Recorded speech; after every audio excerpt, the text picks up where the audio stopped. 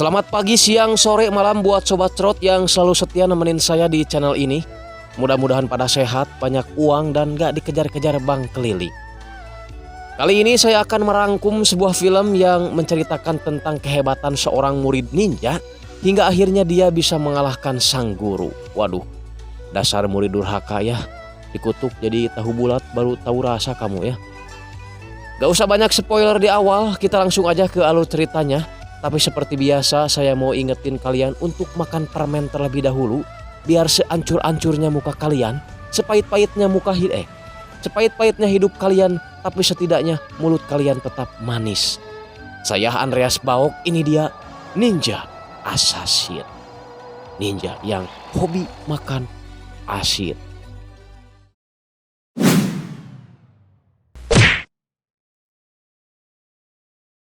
Di awal film kita bertemu dengan seorang pria bernama Hachi. Tapi bukan anak sebatang kara ya, melainkan seorang pemimpin Yakuza. Dia mentato punggungnya dengan gambar si kentung oleh seorang pria tua yang kelihatannya seorang biksu. Si Hachi ini nampak kesakitan dan sesekali ia lampiaskan kesakitannya itu pada si pembuat tato. Lalu dengan santai si pria tua itu bilang, jika kau masih merasa sakit ketika ditato, berarti kau tidak cocok diam di lingkunganmu yang sekarang. Si Hachi langsung marah dan mengeluarkan pistol. Tapi mengingat tatonya belum selesai, ia pun langsung istighfar dan menyuruh patua itu untuk melanjutkan pekerjaannya. Tak lama setelah itu, salah satu anak buah si Hachi datang dengan membawa sebuah amplop yang ketika dibuka hanya berisi pasir hitam tanpa surat apalagi uang. Si pria tua langsung kaget dan tak sadar kalau dia telah menjatuhkan jarum tatonya. Si pria tua itu mengatakan kalau setahun yang lalu dia pernah melihat seseorang yang menerima amplop sama persis seperti yang dia lihat saat ini. Kemudian muncul banyak ninja dari balik bayangan. Pria tua itu sepertinya enggan untuk melanjutkan ceritanya dan dia hanya membuka bajunya dan menunjukkan kalau waktu itu dia sangat beruntung tidak mati karena jantungnya berada di sebelahnya. Tapi si Hachi malah menganggap itu hanya sebuah lelucon dan menertawakan gambar ninja yang ada di dadanya. Tiba-tiba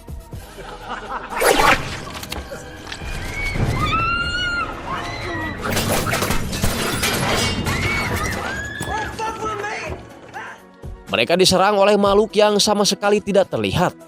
Hanya suara sabetan pedang yang terdengar dalam pembantaian itu.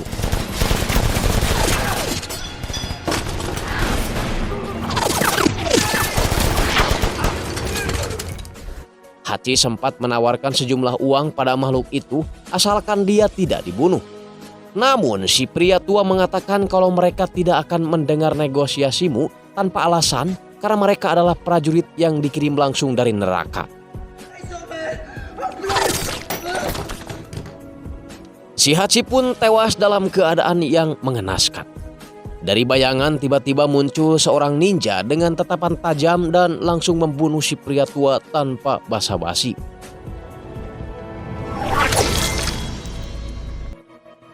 Beralih ke Jerman di mana seorang wanita bernama Mika menceritakan penyelidikannya terhadap beberapa kasus yang melibatkan ninja.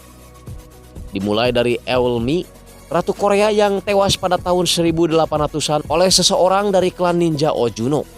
Dan sekarang dia sedang mendalami sidang kasus Kunitomo Shigeaki yang melakukan pembayaran menggunakan emas seberat 100 kg dan kasus itu tidak pernah dipertanyakan kembali.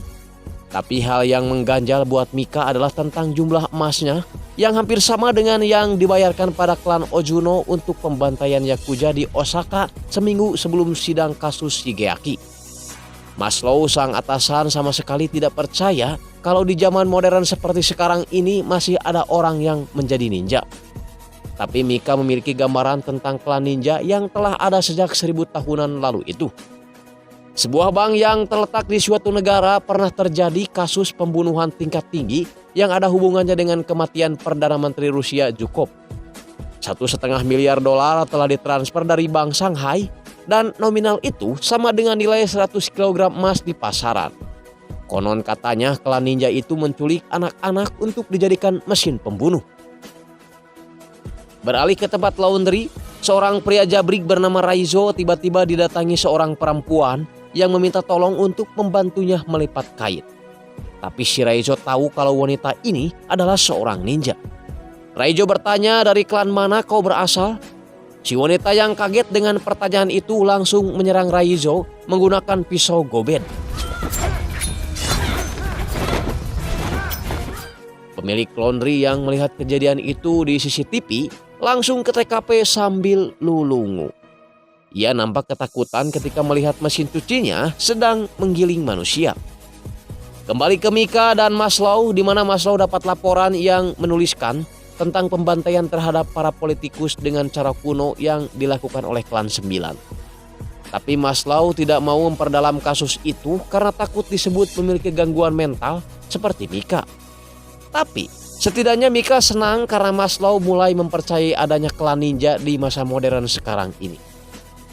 Kembali ke si Raizo yang memperlihatkan peralatan perangnya yang membuktikan bahwa dirinya adalah seorang ninja. Raizo teringat ketika dia baru pertama kali masuk anggota ninja Ojuno ketika dia masih kecil yang secara langsung diperkenalkan oleh gurunya. Gurunya memperlihatkan ilmu kekebalan ninja dengan menyayat telapak tangannya sendiri dan bisa sembuh dengan sendirinya. Hebat ya. Jadi teringat sama film-film kolosal gitu ya. Macam Saur Sepuh dan Angling Dharma saya nih ya. Raizo diajarkan gurunya untuk bertarung tanpa keraguan, tanpa kasihan, dan tanpa penyesalan. Raizo kecil berlatih mengendap-endap kayak kucing garong tanpa mengeluarkan suara sedikit pun. Jika terdengar suara, maka kakinya akan dihukum seperti ini.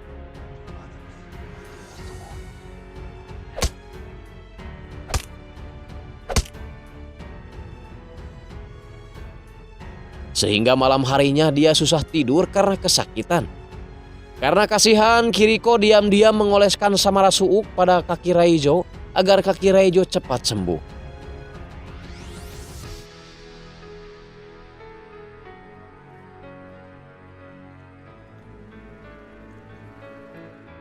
Kita ke Mika yang mendatangi istri Alexa Batin yang membuat laporan tentang kematian Perdana Menteri Rusia Zhukov. Tapi setelah membuat laporan itu, Alexa Batin merasa ketakutan sehingga dia memanggil tukang bas untuk memasang lampu yang banyak agar tidak ada bayangan. Dia juga memperbanyak kunci-kunci rumah agar memastikan kalau dia benar-benar aman. Suatu hari ada seseorang yang datang kemudian pergi lagi. Alexa Batin adalah seorang tentara intelijen Rusia yang tidak mudah takut. Tapi ketika istrinya menemuinya, dia melihat suaminya itu penuh dengan ketakutan dan dia sempat bilang bahwa aku mencintaimu. Kejadian suaminya tewas adalah ketika semua lampu padam. Istri Alek memberikan sebuah kotak yang langsung Mika buka di rumahnya. Isinya adalah sebuah gambar tentang ninja dan sebuah kaset rekaman CCTV rumahnya. Dari potongan video itu terlihat Raizo ada di sana. Raizo sendiri sekarang tengah berlatih menggunakan pedang dan juga alat yang seperti kunai.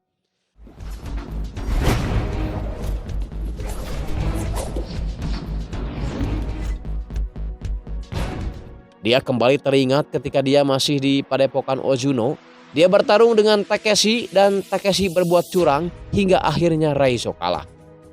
Gurunya kemudian bangun dan menambah rasa sakitnya itu dengan cara membelek perut si Raizo dengan tangannya sehingga membuat dia kesakitan melebihi sakitnya. Salatri, anjing, kejam amat ya.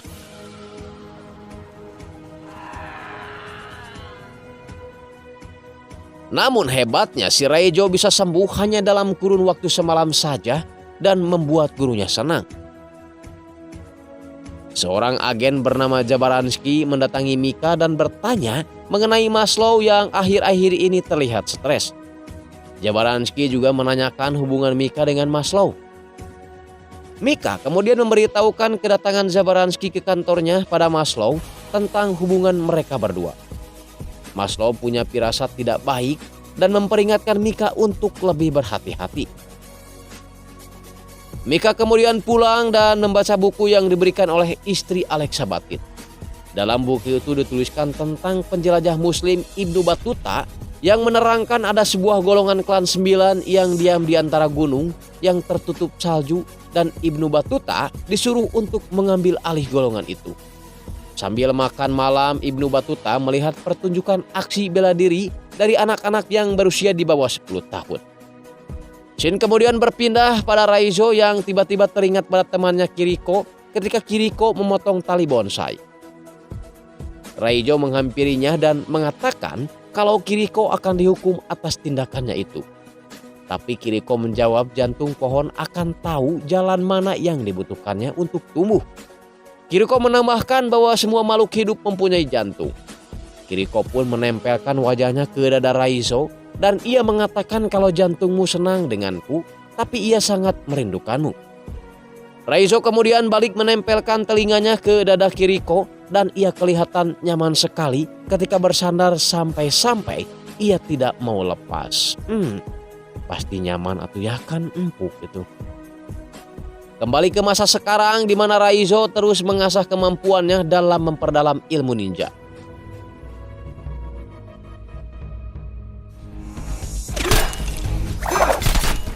Dia kemudian teringat ketika dia berlatih di padepokannya dulu untuk tidak menggunakan indera yang sering dia gunakan yaitu mata. Awalnya dia sangat kesulitan, namun akhirnya dia berhasil menguasai teknik itu.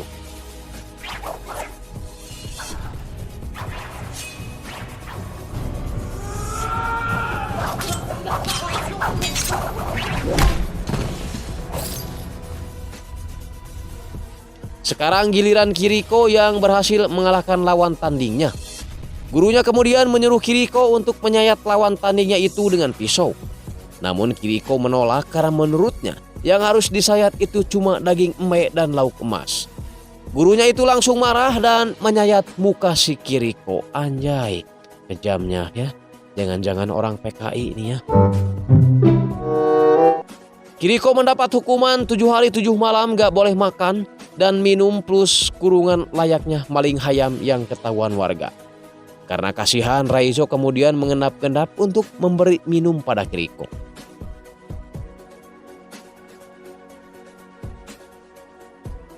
Sampai pada suatu malam diiringi hujan lebat dan dordar guludug, Kiriko mencoba melarikan diri dari padepokan. Raizo mencoba melarangnya karena itu bisa membuat gurunya menusuk jantungnya. Tapi Kiriko mengatakan bahwa tidak ada seorang pun yang bisa menusuk jantungnya sekalipun gurunya sendiri. Alasan Kiriko ingin pergi adalah ingin menempuh hidup normal seperti orang pada umumnya. Bisa pacaran, main HP, futsal, ngalacai dan sebagainya. Sambil mencipok Raizo, Kiriko pun akhirnya pergi.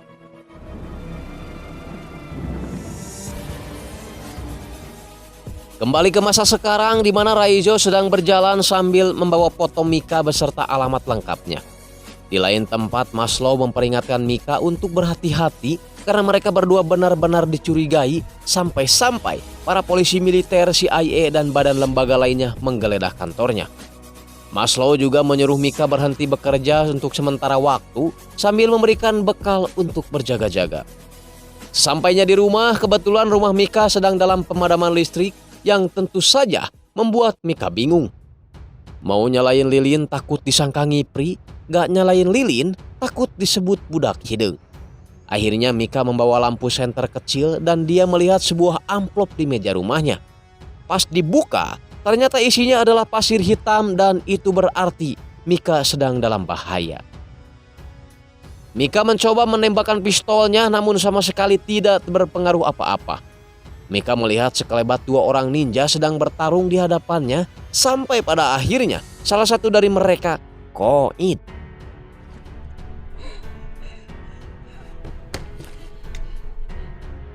Ninja itu mengatakan kalau masih banyak ninja yang ingin membunuh Mika dan dia bisa membantu asalkan Mika mau mempercayainya.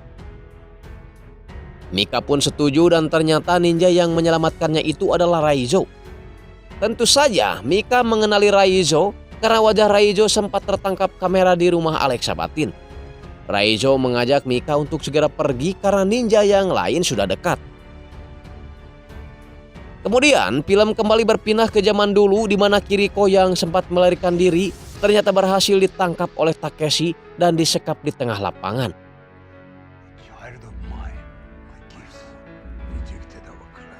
Sang guru menyuruh Takeshi untuk mengeksekusi Kiriko yang sudah dicap sebagai pengkhianat. Sebelum membunuh Kiriko, Takeshi sempat menatap ke arah Raijo sambil senyum pi anjing. Dan 1, 2, 3, totos. Mika merasa kalau dirinya sudah aman dari kejaran para ninja, tapi Raijo mengatakan mereka belum aman karena para ninja akan mengikuti mereka berdasarkan bau.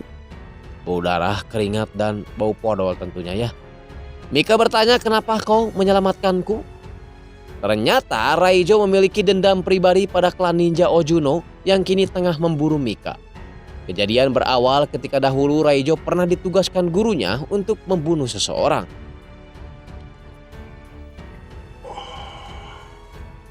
Raijo menusukkan pisaunya ke musuhnya, tapi ternyata musuhnya itu masih terlalu tangguh dan susah untuk mati meski ditusuk berkali-kali. Namun berkat kemampuan yang dimilikinya, akhirnya Raijo berhasil mengalahkannya. Kemudian Raijo membawa jam tangan hasil ngerampoknya itu pada gurunya sebagai bukti bahwa dia sudah menyelesaikan misi. Tapi gurunya malah menyuruh Raijo untuk menyimpannya sebagai pengingat bahwa semua hal yang ada di hidup Raijo adalah pemberiannya. Gurunya kemudian menyuruh Raijo untuk membunuh seorang perempuan yang dianggap sudah mengkhianati padepokannya. Dengan mencoba kabur sama halnya seperti Kiriko dahulu.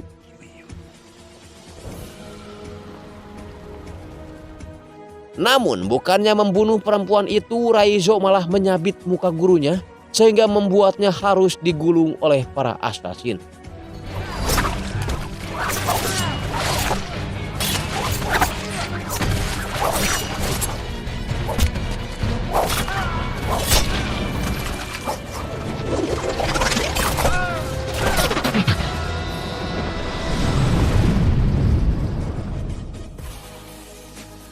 Tiba di suatu tempat, Raijo menyuruh Mika untuk mandi tanpa sabun dan melakukan ritual asap rokok agar bau Mika tidak tercium oleh para ninja.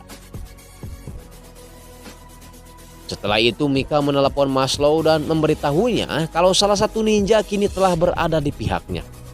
Tapi si Maslow yang hanya tahu kalau ninja itu adalah pembunuh dan jahat, malah menangkap si Raijo dengan cara disetrum jika belut dan membawanya ke gudang. Mika mencoba menjelaskan kalau yang dilakukan Maslow ini adalah kesalahan karena Raijo adalah ninja baik dan soleh. Tapi si Maslow menegaskan kalau ini adalah perintah.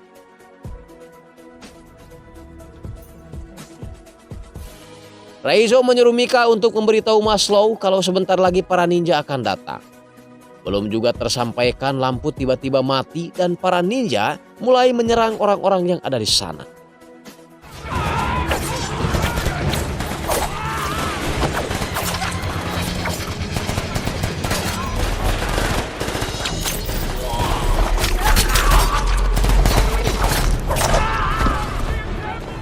Mika kemudian mengambil kunci dan melepaskan Raijo. Sesekali mereka diserang oleh beberapa ninja yang membuat ninja lain terpancing untuk ikut join.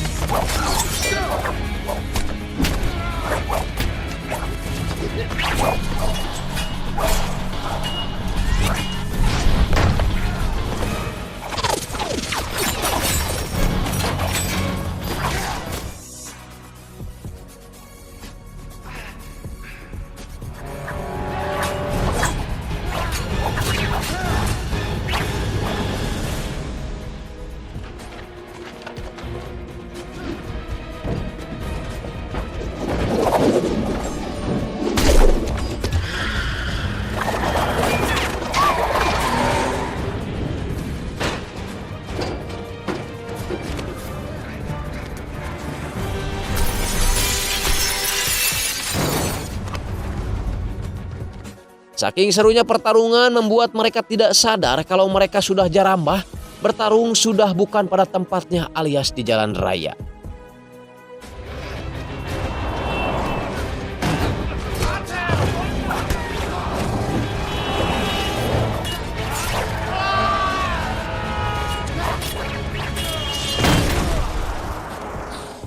Di saat Raijo sudah terluka parah dan kayaknya akan game over di sini, tiba-tiba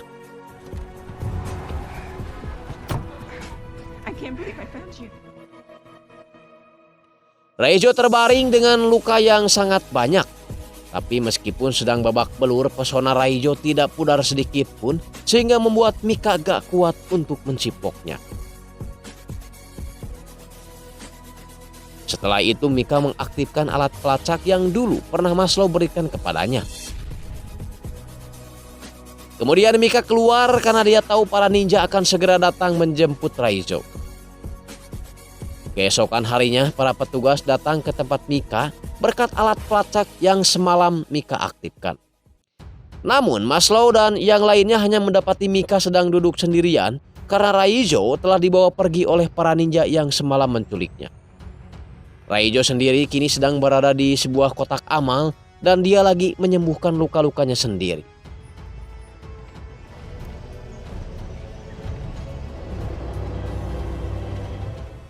Kemudian Raijo dibawa ke padepokan untuk menghadap gurunya. Gurunya bercerita sebenarnya si Raijo ini sudah dianggap sebagai anaknya dan akan mewarisi semua yang gurunya punya. Mulai dari ilmu, padepokan, Mbe dan Muning semua akan diwariskan kepadanya. Tapi karena sudah dianggap berkhianat, maka warisan yang akan diberikannya adalah kematian.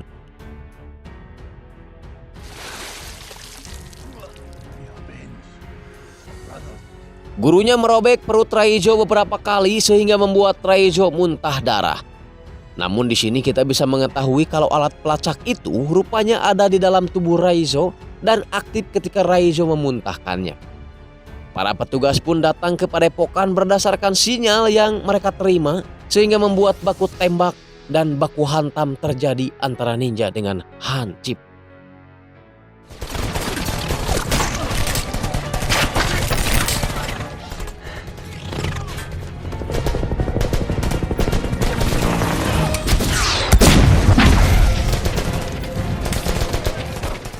Takeshi masuk ke sebuah ruangan di mana di sana sudah ada Raijo yang sudah siap untuk melawan dirinya. Tapi terlebih dahulu Raijo harus menghabisi 4 orang anak buahnya.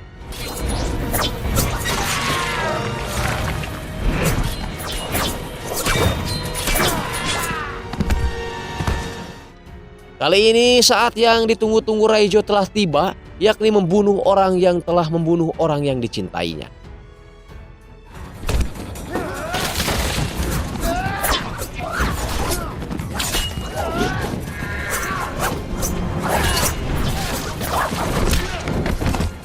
Dan pertarungan dua ninja terbaik ini berhasil dimenangkan oleh Raijo.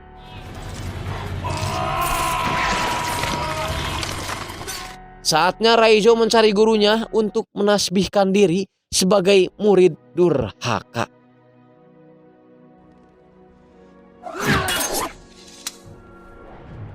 Gurunya memiliki jurus Halimun sehingga membuatnya bisa menghilang dan dengan mudah menyakiti Raijo.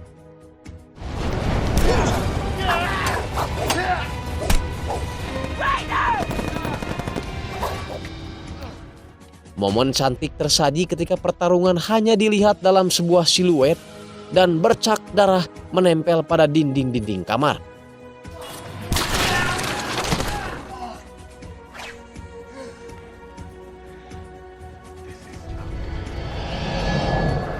Pertarungan kembali berlanjut dan sang guru seperti biasa menggunakan jurus Halimunnya untuk mengelabui Raijo.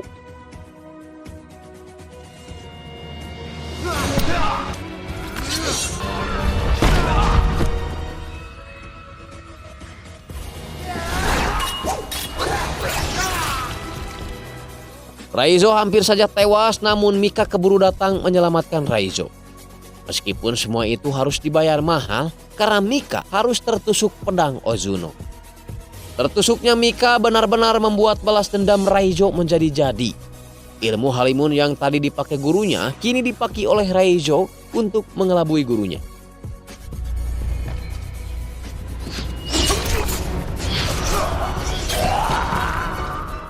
Dan akhirnya gurunya pun tewas.